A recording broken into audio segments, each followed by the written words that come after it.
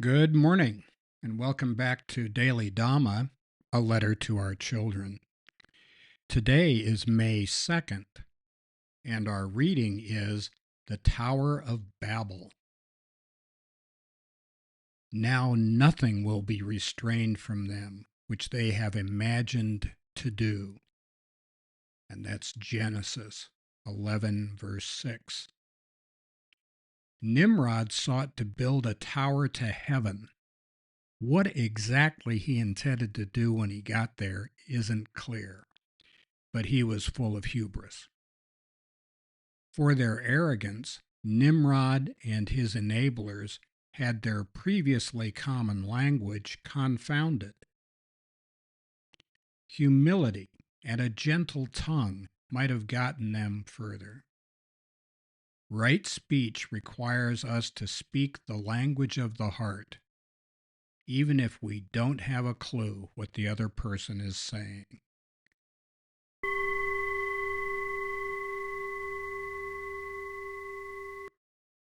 Once again, hubris is the overweening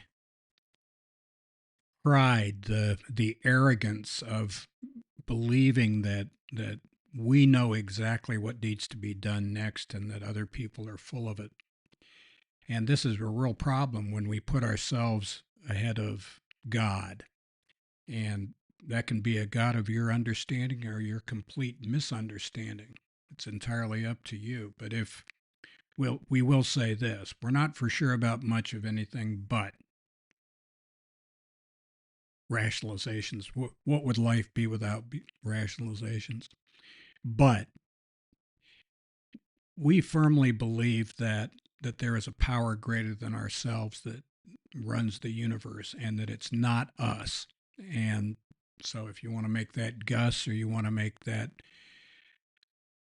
grace over drama or whatever else you want to turn it into is fine by us. But we do believe that there is a power greater than us and that it's not up to us to tell other people what to do. What we should be paying attention to is our side of the street and keeping that clean. And if we're doing that, then we'll be okay. And if we're not doing that, well, we're not going to be okay. Friedrich Hayek started his epic, the Road to Serfdom, which was published in 1944, with two quotations. One by David Hume: "It is seldom that liberty of any kind is lost all at once." And the other by Alexis de Tocqueville: "I should have loved freedom, I believe, at all times, but in the time in which we live, I am ready to worship it." So Hayek had just finished watching the effects of National Socialism and felt that the Western world, was in danger of the other kind of socialism, not nationalist, but the Fabian version of socialism.